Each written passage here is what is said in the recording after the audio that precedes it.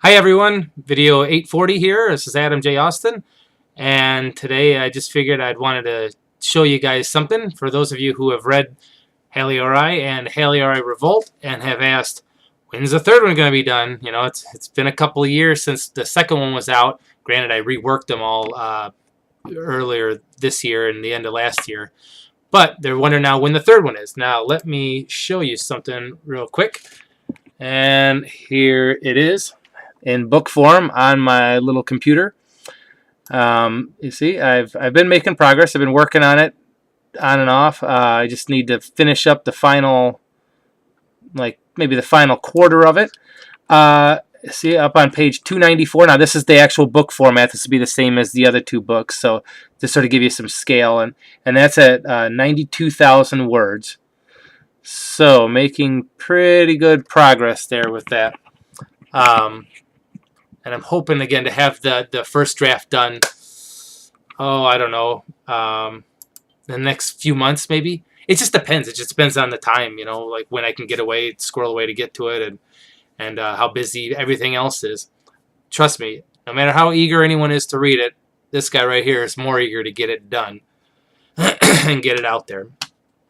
So now, for the rest of this video, I wanted to talk about, people have asked, you know, my publishing procedure, and I basically, I use, for my paperback books, I use Createspace. It's real simple. It's pretty self-explanatory. It can be free if you don't buy any of their services or anything, which I never have. I've never used it because it's so easy to figure out. You know, just the layout of your book, what you want the dimensions to be. Mine is 8.5 by 5.5, I believe. It's a good sized book. Here, I can show you again. There you go. See, it's pretty good size. It fits well. I just wanted something a little bigger than the traditional little paperback. So that's what I went with. And when you do pick the size of your book, one of the first things you want to do is format it so that it's right and it'll fit in the, you know, in the borders and everything, and you won't be spilling over. So okay, here's my dashboard on Createspace, just sort of what it looks like. I figured maybe for this we could just go over, I'll just click on the first one, and it just sort of gives you everything that we went through. Now obviously I've already signed up. It's real simple. It's just like anything. Createspace is owned by Amazon, so it's a pretty simple, you know, procedure. Yeah, and here, title information, that's where you set everything up.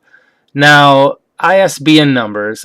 You don't have to purchase an ISBN number, but I did, and I did with the second one, and I probably will with the third. Maybe not really necessary, but I just feel like I have a little more rights on it, and you know, having my own ISBN number, because CreateSpace will assign their own, but I like to buy my own. Now, to buy an ISBN, since we're here, just going over here, you just go at isbn.org, and it's run by Boker, whatever.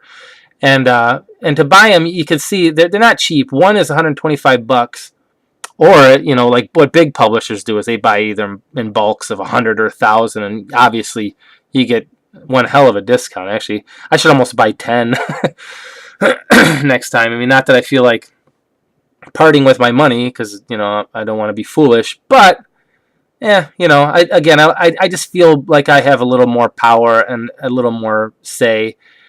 But you could buy 10, so that breaks down to $29.50 an ISBN, which that's not too bad. And granted, that bite will hit you pretty good when you fork over $300.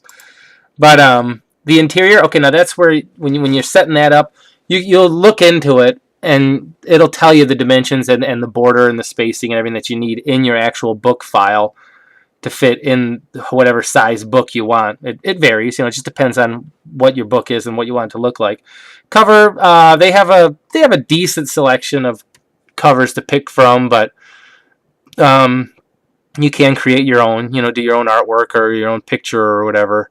And that completes the setup. And then once it's all in, it's real simple. You load everything up, lickety-split. It takes a minute to load in, and you can review it and proof it yourself right on your screen. it'll show you, and you can just flip through literally every page and make sure that nothing spilling over, and that the spacing looks good, and and everything just looks right. You can also have a see, I proofed it digitally this last time. Before, when I first published in 2011, they had to you had to buy a copy and have them mail it to you, then look over it, and then click OK to make sure everything looked all right. But as time goes on, the technology gets better, and yeah, and it makes it easier for us to do it.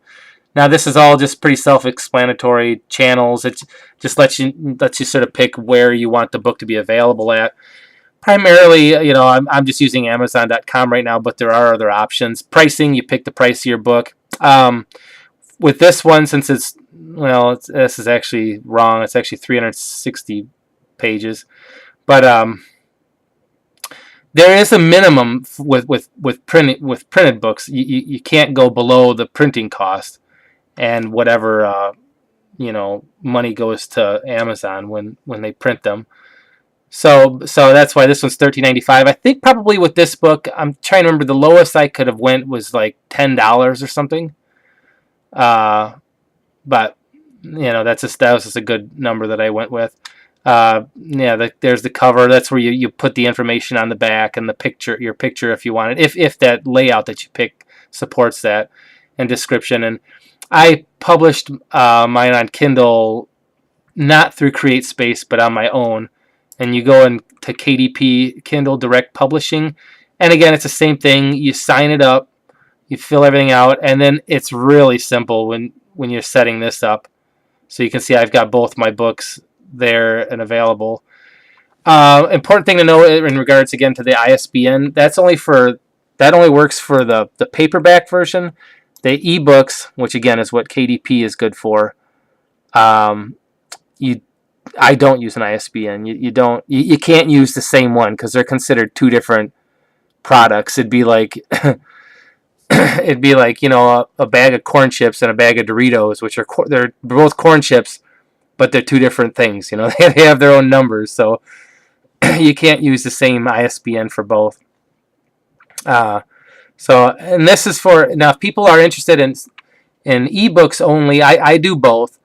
If you're interested only in ebooks, these can be a lot cheaper. That's why this is $10 less. It's great. I can sell my work for a third of the cost, and basically the royalty is still the same when that printed one. When you take out printing costs and what Amazon, what bite they take out of it, pretty much the amount of money that I'd make on each book is the same. So.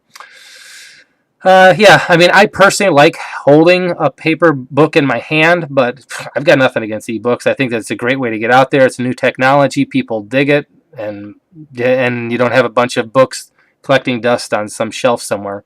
Which I always laugh because people, they seem to get so proud on their libraries. Like it is. I guess it is a sense of accomplishment, but it's it's just sort of showing off. I don't know. I've got a few books, but most of them I've either given away or donated or something. And actually, though, I should read more than I do. But when I have time, I'm always writing. When I do read, I read quick, and I love to read. But it just seems like I just haven't been doing it much lately. So.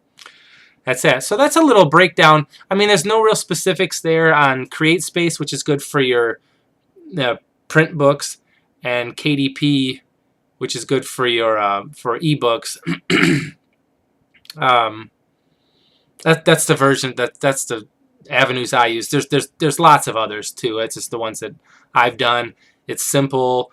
Like I say, with CreateSpace, the only real trick is just getting that internal file right, other than writing the actual book, which is where the work is and the fun. But it's fulfilling and it's nice, and if you've got the product, you might as well get it out there and see if you can tickle some people's brains and make some money and write some more, and that's the name of the game. So all right. Hope that helps a little bit. Let me know in the comments below, and subscribe or like or do whatever you feel like doing, and have a great day.